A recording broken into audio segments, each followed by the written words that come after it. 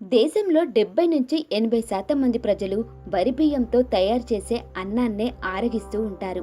ఈ అన్నంలోకి తమకు ఇష్టమైన రుచికరమైన కూరలను తయారు చేసుకొని అందులో కలుపుకొని ఆరగిస్తూ ఉంటారు.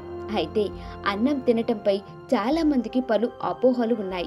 అవేమిటో ఇప్పుడు మీకోసం. సాధారణంగా రాత్రిపూట చాలా మంది అన్నానికి బదులు చపాతీ, టిఫిన్ వంటివి తీసుకుంటారు. వీటికంటే అన్నం ఆరగించటమే ఉత్తమమని వైద్యులు చెబుతున్నారు. ఎందుకంటే అన్నం తినటం వలన చక్కగా నిద్ర పడుతుంది. దీంతో లెప్టిన్ అనే హార్మోన్ విడుదలవుతుంది. మన శరీరంలో శక్తిని బాగా ఖర్చు చేస్తుంది. కొవ్వు పేరుకుపోకుండా చేస్తుంది. దీంతో పాటు ఆకలి వేయకుండా ఉంచుతుంది. కనుక రాత్రిపూట నిర్భయంగా అన్నం తినవచ్చు. ముఖ్యంగా దేశంలో చక్కెర వ్యాధిగ్రస్తులు ఎక్కువగా ఉన్నారు. వీరంతా రాత్రిళ్ళు అన్నం మానేసి చపాతీలు, వివిధ రకాల రొట్టెలు ఆరగిస్తూ ఉంటారు. నిజానికి మధుమేహం ఉన్నవారు నిర్భయంగా అన్నం తినవచ్చు. తక్కువ మోతాదులో అన్నం తినటంతో పాటు దాంట్లో పప్పులు, కూరగాయలు, నెయ్యి వంటి ఆహారాలను చేర్చుకుంటే భోజనం చేసిన వెంటనే షుగర్ స్థాయిలు పెరగకుండా ఉంటాయి.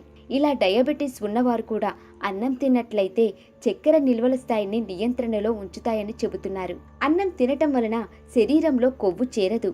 నిత్యం మనం తినే జంక్ ఫుడ్, నూనె పదార్థాలు, వ్యాయామం చేయకపోవటం వంటి కారణాల వలనే శరీరంలో కొవ్వు పెరుగుతుంది. దీన్ని నివారించాలంటే అన్నం ఆరగించడమే ఉత్తమం.